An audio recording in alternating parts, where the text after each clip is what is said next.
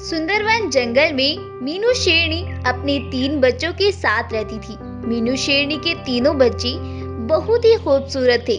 वो सभी रंगीन अद्भुत शेर थे। इसीलिए शेरनी ने अपने बच्चों के नाम भी इतने ही खूबसूरत रखे हुए थे। एक का नाम था हीरा, जो कि नीले रंग का शेर था, और एक का नाम था शेरू, जो कि पिंक रंग का शेर था, और तीसरे का नाम था भीमा। भीमा भी किसी से कम न था।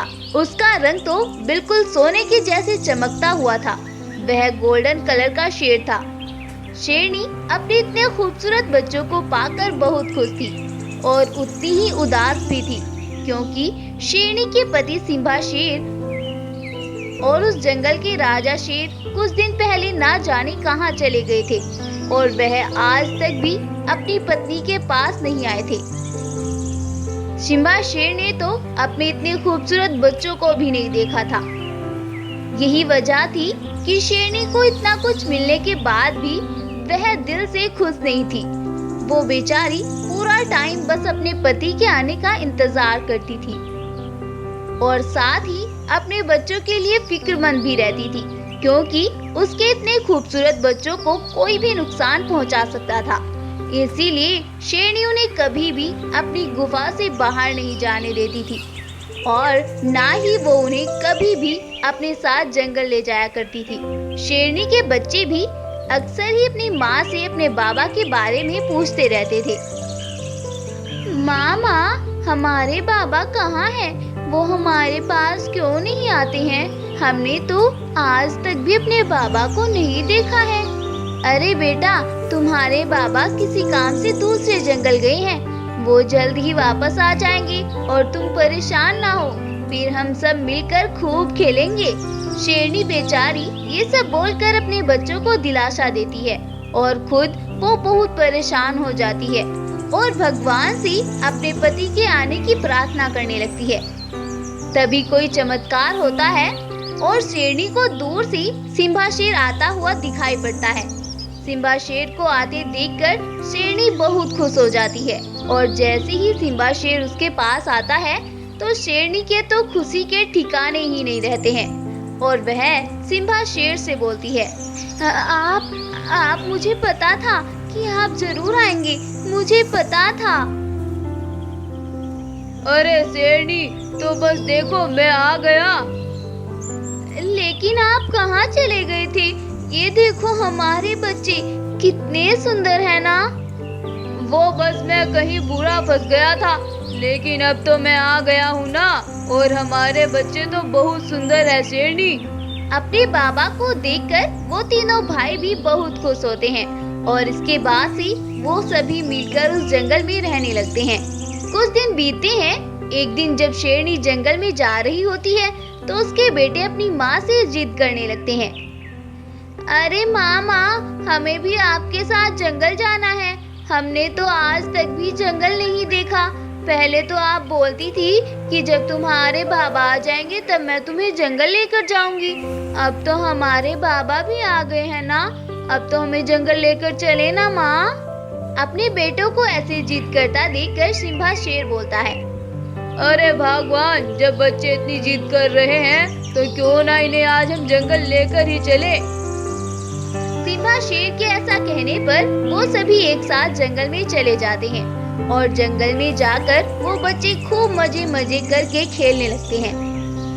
लेकिन बदकिस्मती से उन्हें खेलता हुआ उस जंगल का जालिम बाघ देख लेता है, और वह तुरंत ही उन्हें मारने का प्लान बना लेता है, और वह मन ही मन सोचता है, अरे वाह, ये बच्चे कितने खूबसूरत हैं। इनका मांस तो बहुत मुलायम होगा। अगर मुझे इनका मांस खाने को मिल जाए मैं तो धन्य हो जाऊं।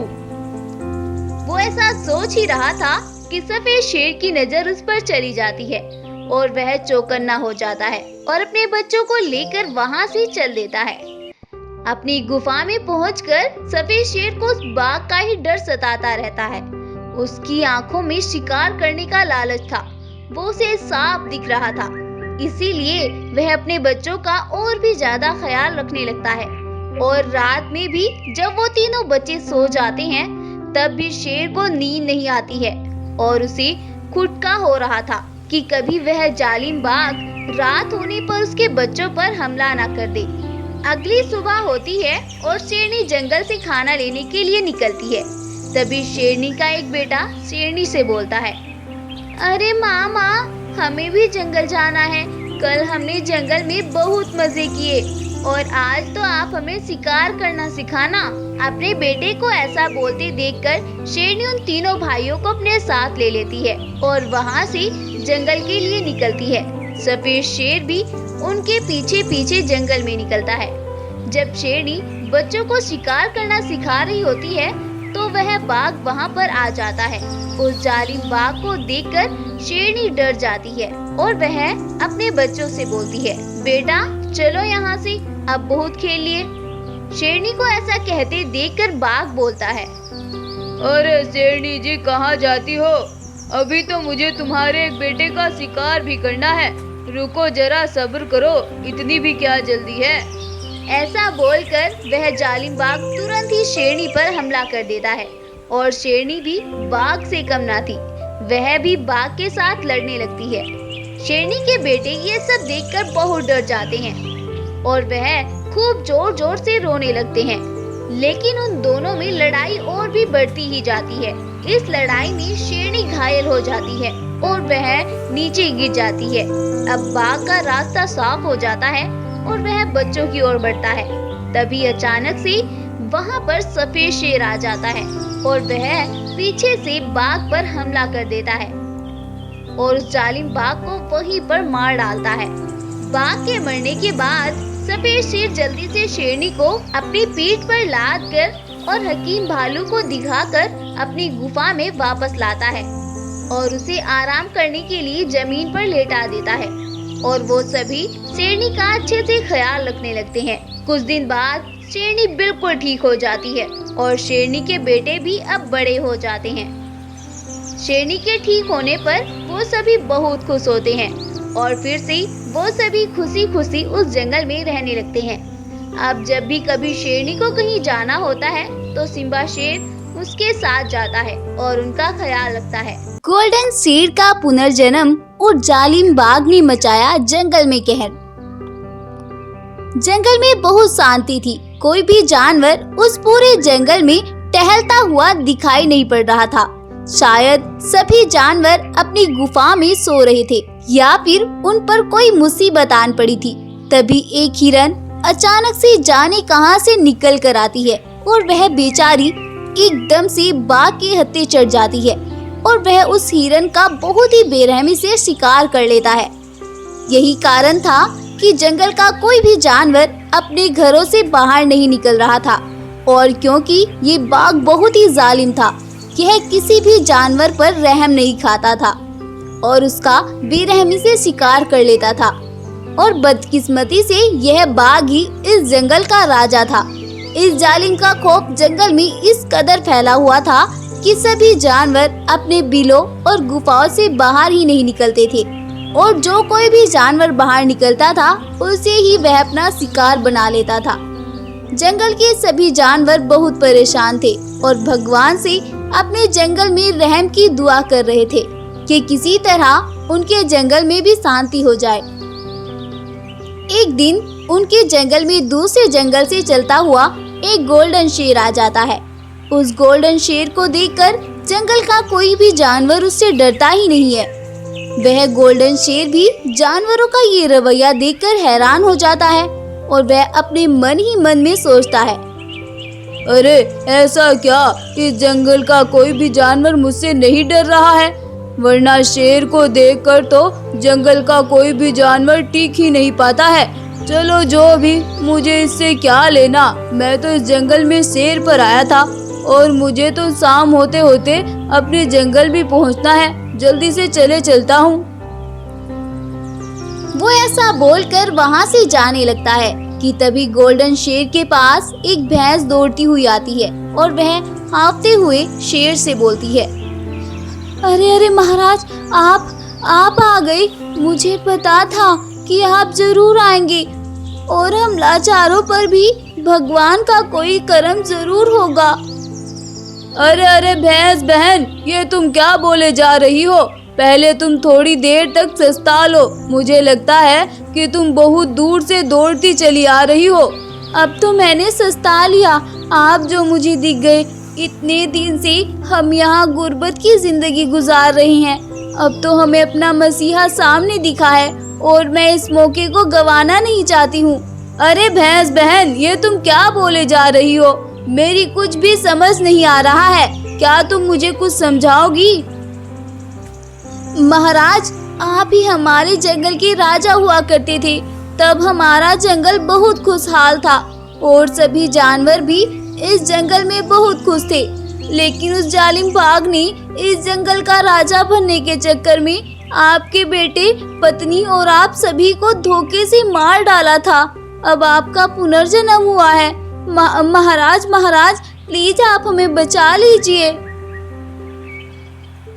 भैंस के ऐसा कहने पर शेर भी सोच में पड़ जाता है और उसे भी बीती बातें कुछ याद आने लगती है।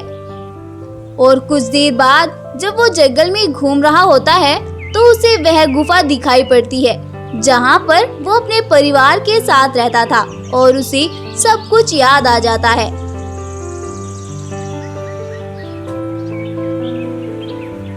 और वह तुरंत ही उस जालिम बाघ को मारने के लिए निकल पड़ता है।